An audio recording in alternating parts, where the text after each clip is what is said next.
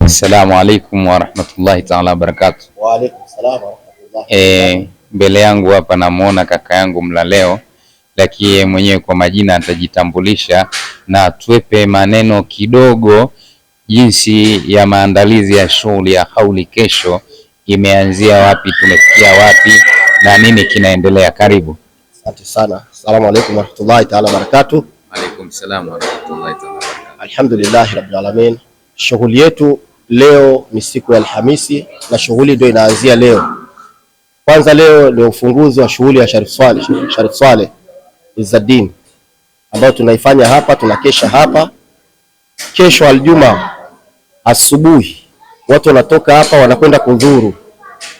Hapa kutakuwa kuna shughuli ya kina mama, kama Mungu akitujalia tukiamka salama.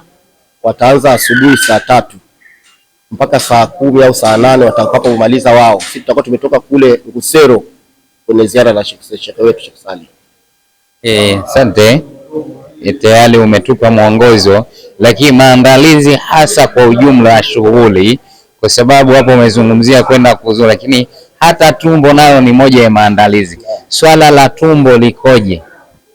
Swala la tumbo tunamshukuru Mwenyezi Mungu, kwa mwaka huu tofauti sana na miaka mingine. Kwanza sisi tunawashukuru watu kutoka Dar es Salaam. Watu kutoka Dar es Salaam haswa Al-Markaz Swalihina wametumia mchele kilo 300.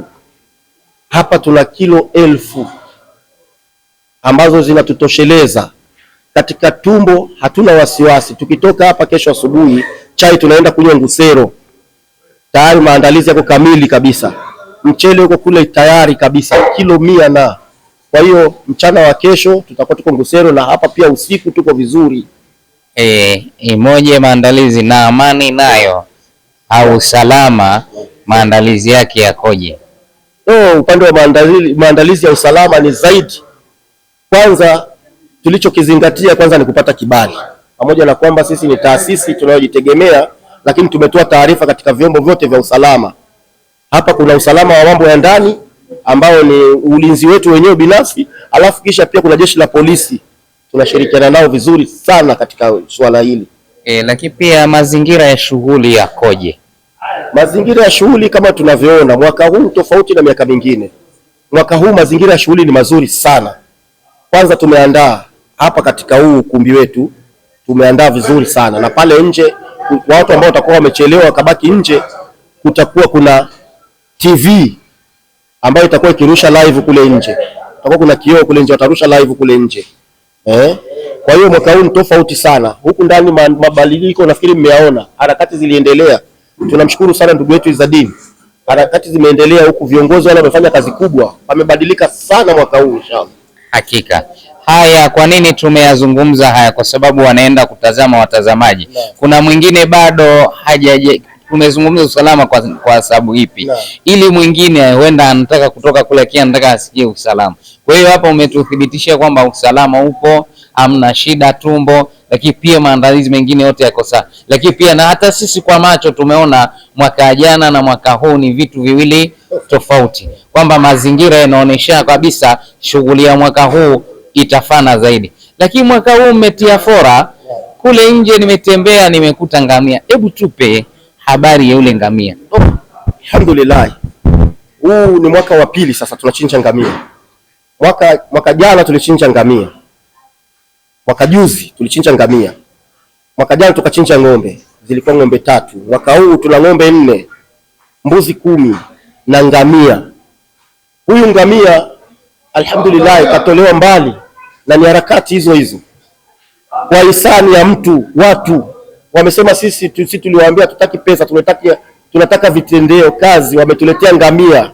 Basi huyu ngamia ni mmoja katika sadaka ambayo ni ya kufanyia shughuli kwa ajili ya shaka wetu. Tuseme ngamia amekuja, lakini yale aliyoyatenda Sheikh Salum Mubarak Mtimkavu. Kwa hiyo matunda yake ndio tunaendelea kuiona kwenye huu ulimwengu. Mungu ambariki sana huko aliko. Mungu ampe kila lile linalostahili kupewa mtu mwema.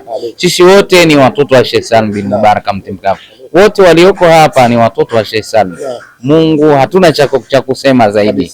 Hata tuseme mpaka asubuhi hatuwezi kumaliza kumzungumza Sheikh Salum bin Mubarak Mtimkavu. Neno la mwisho.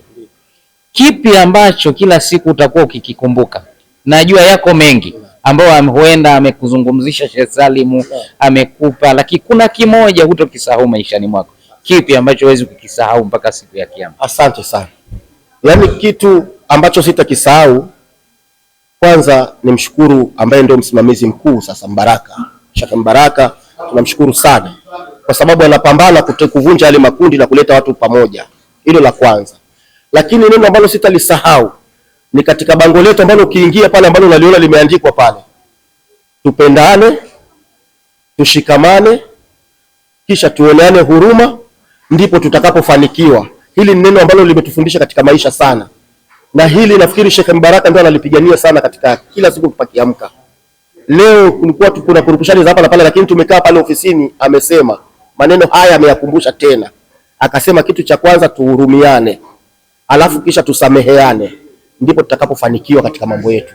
Hili ni neno ambalo limetufundisha katika maisha. Hili ndio maana unaona Muridi pale popote tunaishi vizuri. Hili Sheikh Mbaraka ndio amelisema, na sasa linaendelea kwa sasa hivi kwamba tushikamane. Yale maneno ameyadumisha sana, hata vikao vyetu vya ndani nimeona amefanywa kazi sana.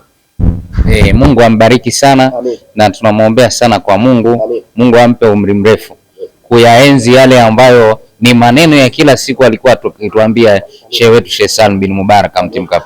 Kwa hiyo kila aliyeshika nafasi ya uongozi sehemu yoyote, Mungu ambariki na ampe nguvu na afya. Tukisema tuzungumze hatutomaliza, na watu ni wengi.